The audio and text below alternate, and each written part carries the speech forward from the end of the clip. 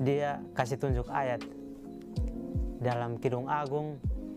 Di situ tertulis bahwa buah dadamu seperti gugusan-gugusan kurma. Saya langsung kaget, kok ayat-ayat dari Tuhan kok seperti ini? Gak mungkin lah, kalau Tuhan itu kan maha suci, maha baik, perkataannya gak akan mungkin kotor seperti ini.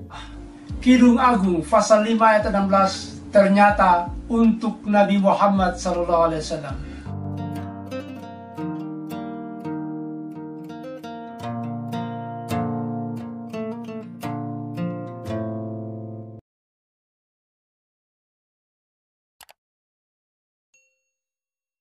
Shalom guys, berjumpa kembali dengan saya. Terima kasih untuk teman-teman yang sudah mendukung channel ini dengan cara subscribe, like, komen, dan juga share. Tuhan Yesus memberkati kita semua. Di video kali ini saya ingin membahas ketidakkonsistenan dan ketidakpahaman mereka terkait dengan Alkitab. Nanti kita akan menyaksikan ada dua mualaf dan juga nanti Ustadz Sanihu Munir. Ada yang mengatakan bahwa Alkitab itu sudah tidak suci oleh karena ia membaca kitab Kidung Agung. Dan ketika ia membaca kitab Kidung Agung, ia gagal paham. Dan juga ada yang mengatakan bahwa nabi mereka itu dinubuatkan di dalam Alkitab dan ayatnya sudah dihilangkan. Dan Ustadz Sanihu Munir juga mengatakan bahwa di dalam Kidung Agung pasal 5 ayat 16, di sana dinubuatkan tentang nabi mereka. Disinilah ketidakkonsistenan mereka. Yang satu mengatakan bahwa Alkitab itu sudah tidak suci oleh karena kitab Kidung Agung dan ia gagal paham. Nah, Ustadz Sanihu Munir mengatakan bahwa di kitab Kidung Agung nabi mereka itu dinubuatkan. Nah, mari kita lihat bersama-sama cuplikan videonya. Dia kasih tunjuk ayat dalam Kidung Agung. Di situ tertulis bahwa buah dadamu seperti gugusan-gugusan kurma, sepertinya ingin ku panjat ranting-rantingnya. Saya baca apa yang disampaikan. Terus sebelumnya kan saya belum pernah mendengar ayat-ayat itu. Terus yang dia sampaikan saya langsung kaget. Kok ayat-ayat dari Tuhan kok seperti ini? Gak mungkin lah, kalau Tuhan itu kan maha suci, maha baik, perkataannya gak akan mungkin kotor seperti ini. Kita sudah menyaksikan bersama-sama cuplikan videonya. Nah, jelas di bagian pertama ini, si mualaf ini mengatakan bahwa Alkitab itu sudah tidak suci oleh karena ia baru tahu isi daripada kitab Kidung Agung dan gagal paham. Tanggapan saya terkait bagian ini, yang pertama, sebenarnya dari pernyataan ini mau menunjukkan si mualaf ini dulu ketika ia menjadi seorang Kristen tidak pernah baca Alkitab. Makanya ketika ia tahu isi daripada Kidung Agung, ia langsung kaget. Kok isinya seperti ini? Dan ia juga gagal paham. Nah teman-teman, kalau kita beragama Kristen seharusnya Alkitab itu kita baca. Bukan kita biarkan begitu saja dan tidur. Nanti kalau ke gereja, bawa ke gereja. Bukan seperti itu. Kita harus belajar dan membaca Alkitab dan merenungkannya siang dan malam. Yang kedua, Kidung Agung adalah kitab yang menceritakan tentang kisah cinta antara laki-laki dan perempuan dalam konteks suami istri yang penuh kasih yang kudus dan yang suci. Jadi tidak ada yang aneh jika mereka saling memuji bagian tubuh pasangannya.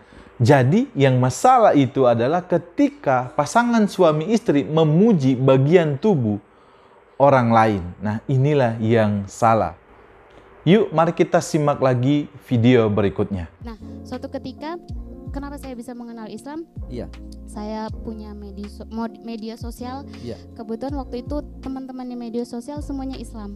Komunitasnya Muslim. Komunitas saya Muslim. Iya. Nah, dari situ saya belajar, kita sedikit ada perdebatan, sedikit ada ini kan tentang agama kan, agama saya yang sebelumnya yang Iya, didebatkan, bukan yang ini kan. Karena mereka tahu saya beragama Kristen sebelumnya kan, Ustaz. Iya, Mereka betul. belum tahu saya belum tahu. Jadi kita berdebat soal dua agama itu, membandingkan gitu kan, Ustaz. Iya. Nah, akhirnya ada satu titik di mana saya mendapatkan yang masuk hati saya, kok kok begitu seperti itu Ustaz. Tentang Nabi Muhammad ini ternyata di Alkitab, di Injil saya sebelumnya itu ada satu ayat yang memang dihilangkan dari situ ya kan Ustaz.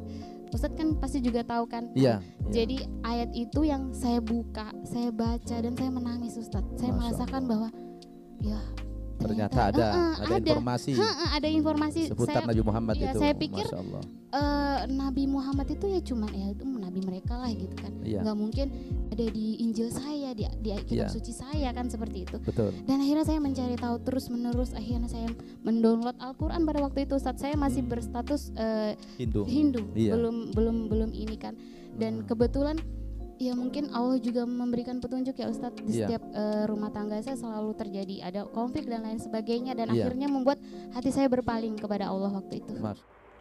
Kita sudah menyaksikan bersama-sama cuplikan video yang kedua ini. Nah, jelas si mualaf ini juga mengatakan bahwa di dalam Alkitab ternyata nabi mereka dinubuatkan, tapi ayatnya sudah dihilangkan. Tanggapan saya terkait dengan pernyataan si mualaf ini yang pertama, di bagian mana Alkitab itu yang sudah dihilangkan? Tolong tunjukkan. Yang kedua, siapa yang sudah menghilangkannya? Yang ketiga, hari, minggu, bulan, tahun berapakah dihilangkannya bagian tersebut? Yang keempat, di mana tempat dihilangkannya bagian tersebut?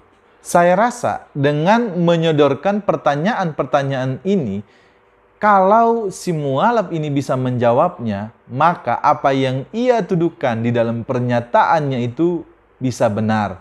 Tetapi kalau si mualaf ini tidak bisa menjawab pertanyaan-pertanyaan saya tadi itu, berarti dia hanya omong kosong dan juga ia hanya mampu berbicara tanpa bukti. Mari kita simak video berikut ini.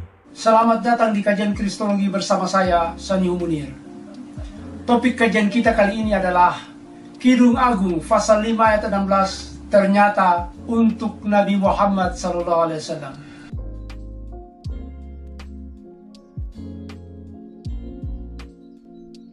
Selamat datang di kajian Kristologi bersama saya, Sanihu Munir. Topik kajian kita kali ini adalah Kidung Agung pasal 5 ayat 16 ternyata untuk Nabi Muhammad SAW. Kita sudah menyaksikan bersama-sama cuplikan videonya. Di bagian ketiga ini, tanggapan saya terkait apa yang dikatakan oleh Ustadz Sanihu Munir yang dimana ia mengatakan bahwa ternyata di dalam Kidung Agung pasal 5 ayat 16 di sana menubuatkan tentang nabi mereka. Nah, disinilah kita bisa melihat di mana sebenarnya Ustadz Sanihu Munir ini disekak oleh si mualaf tadi yang mengatakan bahwa kitab Kidung Agung itu adalah kitab yang membuat Alkitab tidak suci. Nah, kita lihat di sini teman-teman bagaimana ketidakkonsistenan mereka. Dan mereka sendiri pun bingung sebenarnya terkait dengan Alkitab. Nah, dari bagian ini saya mau sampaikan kepada kita mengapa mereka mau nabi mereka dituliskan dan dinubuatkan di dalam Alkitab. Jawabannya sangat simpel sekali. Karena memang Alkitab adalah firman Allah itu. Oleh sebab itu mereka mau nabi mereka dan mereka juga mengklaim bahwa nabi mereka dinubuatkan di dalam Alkitab. Saudara, betapa luar biasanya Alkitab saudara dan sayang sekali kalau saudara tidak mau membaca dan mempelajarinya. Oleh sebab itu, saya rasa cukup sampai di sini video ini. Tuhan Yesus memberkati saudara semua. Shalom.